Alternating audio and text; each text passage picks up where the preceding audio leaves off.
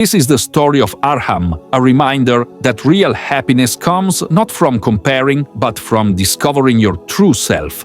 In a quiet little village, there lived a boy named Arham. He was honest, hard-working, and kind-hearted, but he carried a weakness that often made him unhappy. He constantly compared himself to others. When he saw his friend Ayan running fast in races, he thought, if only I could be that quick. When he noticed his neighbor Zayan's wealth, he whispered to himself, I wish I had as much money as him. Even when he heard his cousin recite beautifully, he sighed, I'll never be that talented. These thoughts kept eating away at Arham's joy. He lost focus on his studies, he didn't enjoy games, and life felt like a burden.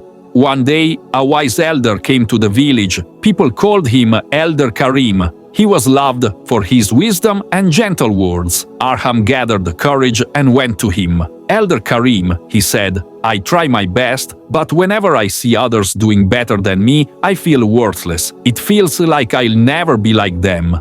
The old man smiled kindly and said, Meet me tomorrow morning by the riverside. You'll find your answer there. The next morning, before the sun rose, Arham walked to the riverbank. Elder Karim was already waiting. Look around carefully, he said. What do you see? There's the river, always moving, he said. And there are mountains standing tall and still. Now imagine if the river said, I wish I were as strong as the mountain, or if the mountain said, I wish I could flow like the river. Would that make sense? Arham laughed softly. That would sound silly. The river and the mountain are different, but both are important. Exactly. Every creation has its own gift, Elder Karim said. The river nourishes life with its flow. The mountain gives the strength and shelter with its firmness. Both are unique, yet both are needed. As they spoke, birds soared in the sky, while fish swam in the river below.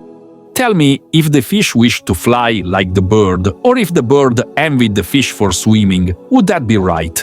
Arham shook his head. No, that would be foolish. Fish are meant to swim, and birds are meant to fly. The elder placed his hand gently on Arham's shoulder. Then why, my boy, do you try to be someone else? You too have your own gifts. You may not see them yet, but they are within you. Discover them and walk your own path.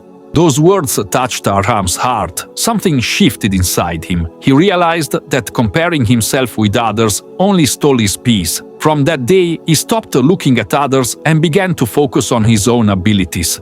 Over time, he discovered a passion, woodworking.